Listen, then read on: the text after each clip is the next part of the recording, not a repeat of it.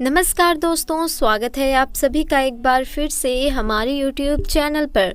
प्यारे दोस्तों, आज हम आपको एक ऐसी सच्ची घटना बताने जा रहे हैं जो कि बिहार के दरभंगा के एक गांव में घटी, जो कि जंगल के बिल्कुल करीब बसा हुआ है। इसी गांव में राजू और शामू नाम के दो व्यक्ति रहते थे। दोनों के बीच काफ़ी अच्छी दोस्ती थी और दिन के समय दोनों ही बकरियों को चराने के लिए जंगल में जाया करते थे। उसी जंगल में एक इच्छाधारी नागिन अपने नाग के साथ रहती थी और अपनी नागमणि की रखवाली करती थी। एक बार शामू की एक बकरी घने जंगल में चली गई तो शामू ने राजू से कहा कि तुम आज मेरी बाकी बकरियों को लेकर घर वापस चले जाओ और मैं अपनी इस बकरी को जंगल के अंदर से ढूंढ कर लाता हूँ, जो शायद जंगल में थोड़ा अंदर चली गई है। उधर नागिन भी अपना भेष बदल कर तथा मनुष्य रूप धारण कर नाग को नागमणि की रखवाली के लिए छोड़कर गांव के भ्रमण के लिए निकली हुई थी। जब शामू अपनी बकरी को ढूंढते हुए उस गांव में पहुंचा तो पेड़ के नीचे बने बिल में से उसे तेज रोशनी आती दिखाई दी। उसे लगा कि कोई कीमती हीरा या आभूषण उसके नीचे छुपा हुआ है, तो उसने उसी पेड़ की टहनी को तोड़ा और एक बड़ा सा डंडा बना लिया और उस बिल को जोर जोर से मार कर तोड़ने लगा। उस बिल को तोड़ते समय शामू बहुत तेजी से डंडे से वार कर रहा था, जिसमें से दो चोट बिल के अंदर मौजूद नाग पर लग गई और नाग ने उसी समय अपना दम तोड़ दिया। जब शामू ने मरे हुए नाग को देखा और उसके पास तेज चमकती हुई मणि को देखा तो वो समझ गया कि वह चमकती हुई चीज़ कुछ और नहीं बल्कि एक नागमणि है।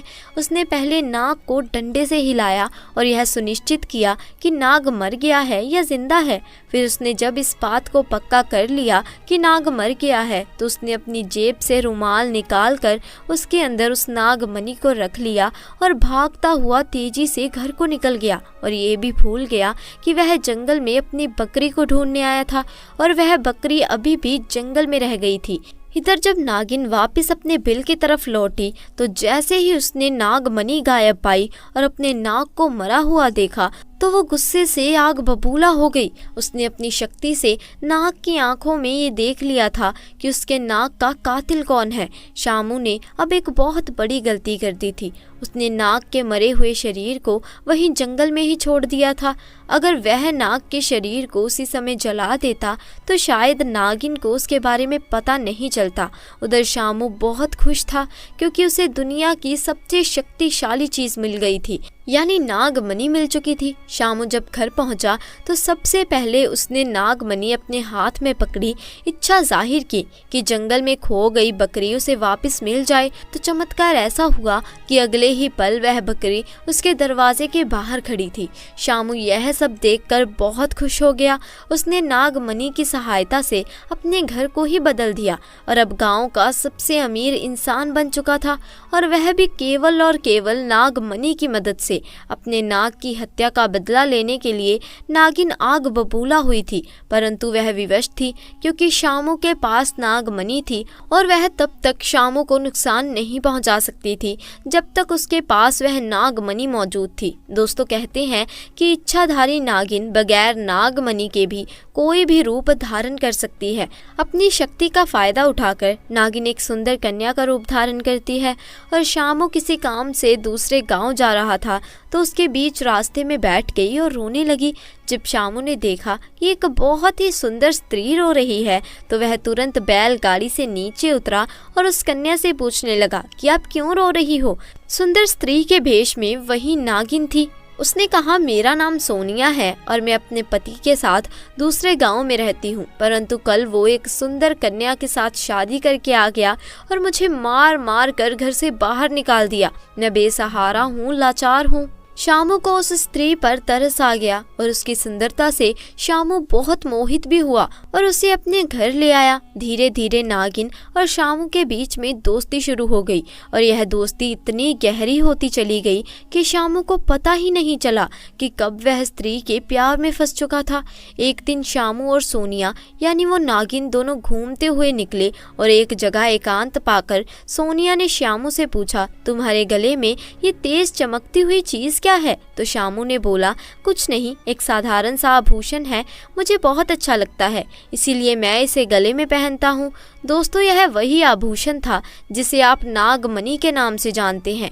जब सोनिया बोली कि क्या तुम मुझे यह आभूषण कुछ समय के लिए दे सकते हो, क्योंकि मुझे इसकी चमक बहुत भाती है, मैं इसे पहन कर देखना चाहती हूँ कि आखिर मेरे गले में ये कैसा लगता है।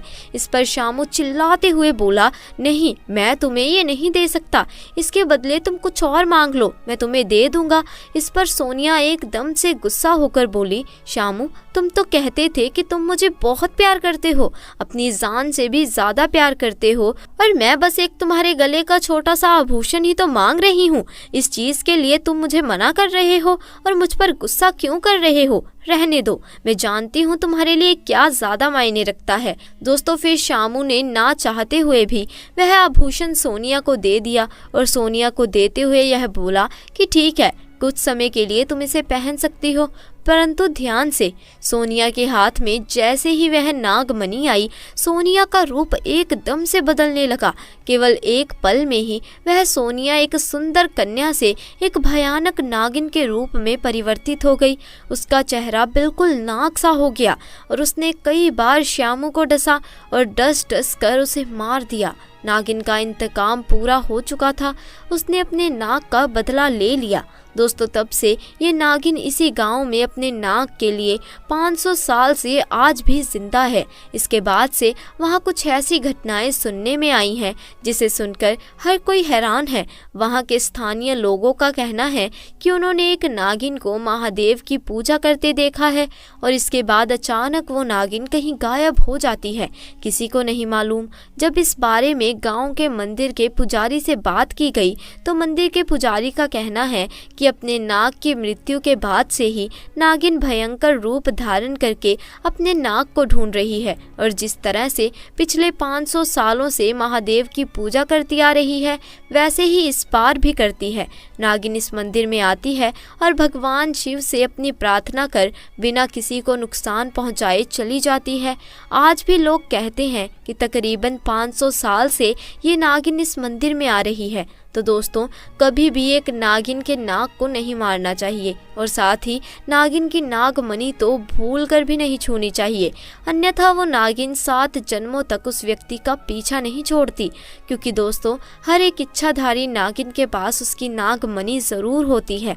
कहते हैं जब स्वाति नक्षत्र की पहली बारिश होती है तो उसकी पहली बूंद अगर कोबरा सांप के मुंह में चली जाए तो वह सांप अपने मुंह में नागमणि उत्पन्न करता है। जब एक सांप नागमणि पा लेता है तो उसमें कई सारी शक्तियां आ जाती हैं, जैसे कि नाग का मनुष्य रूप धारण करना, मनचाही जगह पर पलक झपकते ही आ जाना, अपना आकार कितना भी बड़ा कर देना और कितना भी छोटा कर लेना, यह सभी शक्तियां उसके पास आ जाती हैं। तो दोस्तों अगर आपको आज की ये घटना पसंद आई हो तो इसे लाइक करें, शेयर करें और अगर आपने अभी तक हमारे चैनल को सब्सक्राइब नहीं किया तो चैनल को भी जल्दी से जाकर सब्सक्राइब कर लीजिए। जल्द मिलेंगे ऐसी ही नई जानकारी के साथ, तब तक के लिए आपका बहुत बहुत धन्यवाद।